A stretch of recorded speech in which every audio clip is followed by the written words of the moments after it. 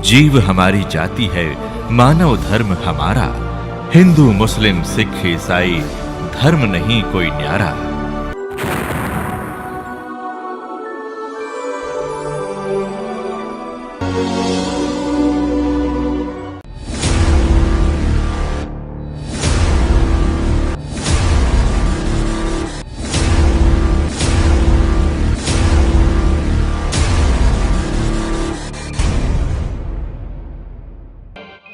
ये कथा सुनना हर एक के लिए आवश्यक है, नितांत आवश्यक, कि ये परमपिता परमेश्वर की कथा है। देखिए सभी पवित्र धर्मों के पवित्र शास्त्रों व ग्रंथों के आधार पर आपकी पुस्तक अरदास पढ़ा रहा है।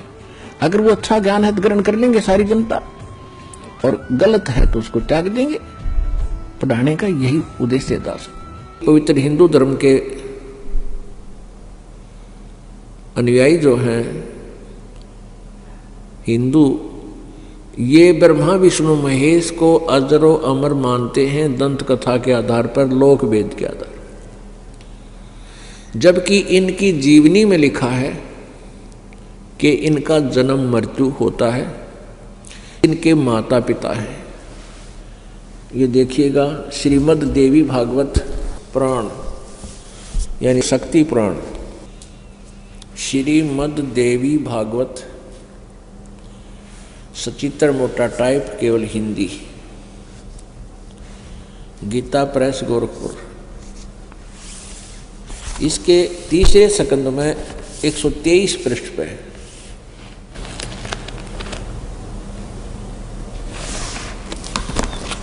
ये है संक्षिप्त देवी भागवत तीसरा स्कंद पृष्ठ 123 पृष्ठ। यहां से शुरू करते हैं। भगवान विष्णु जी अपनी माता दुर्गा की महिमा करता है और कहता तुम शुद्ध स्वरूपा हो, यह सारा संसार तुम्हीं से उद्भासित हो रहा है। मैं ब्रह्मा और शंकर हम सभी तुम्हारी कृपा से विद्यमान हैं। हमारा आविर्भाव बिन जन्म, तिरोभाव बिन मृत्यु हुआ करता है। हमारा तो जन्म और मृत्यु, आविर्भाव और तिरोभाव होता है, अर्थात हम अविनाशी नहीं हैं। केवल तुम ही नित्य हो, तुम ही अविनाशी हो, जगत जननी हो, प्रकृति और सनातनी देवी हो। ये प्रकृति भी दुर्गा को कहते हैं। अब यहाँ देखिएगा, भगवान शंकर बोले देवी यदि महाभाग विष्णु तुम्हीं से उत्पन्न हुए हैं, प्रकट हुए हैं, तो उनके बाद उत्पन्न होने वाले ब्रह्मा भी तुम्हारे ही बालक हुए। फिर मैं तमोगुणी लीला करने वाला शंकर क्या तुम्हारी संतान नहीं हुआ? अर्थात मुझे भी उत्पन्न करने वाली तुम ही हो। शिवे संपूर्ण संसार की सृष्टि करने में तुम बड़ी चतुर हो। इस संसार की सृष्टि स्थिति और संहार में तुम्हारे गुण सदा समर्थ हैं। उन्हीं तीनों गुणों से उत्पन्न हम ब्रह्मा विष्णु एवं शंकर, यानी रजगुण ब्रह्मा, सतगुण विष्णु, तमगुण शिवजी शंकर, नियमानुसार कार्य में तत्पर रहते हैं। अब इस पवित्र पुराण ने तीसरे स्कंद में 123 पृष्ठ पर यह स्पष्ट कर दिया कि ब्रह्मा विष्णु महेश ये तीनों नासवान हैं और दुर्गा इनके जन्म देने वाली है, इनकी माता है, जननी है। अब देखिएगा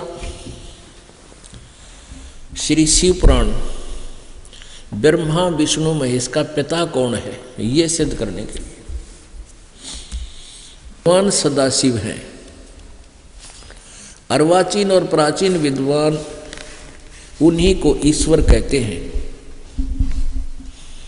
एक समय एकाकी रहकर स्वेच्छानुसार विहार करने वाले उन सदाशिव ने अपने विग्रह से स्वयं ही एक स्वरूप भूता शक्ति की सृष्टि की, जो उनके अपने श्रीअंग से कभी अलग होने वाली नहीं थी। उस पराशक्ति को प्रधान प्रकृति गुणवती माया बुद्धि तत्व की जननी विकार रहित बताया है।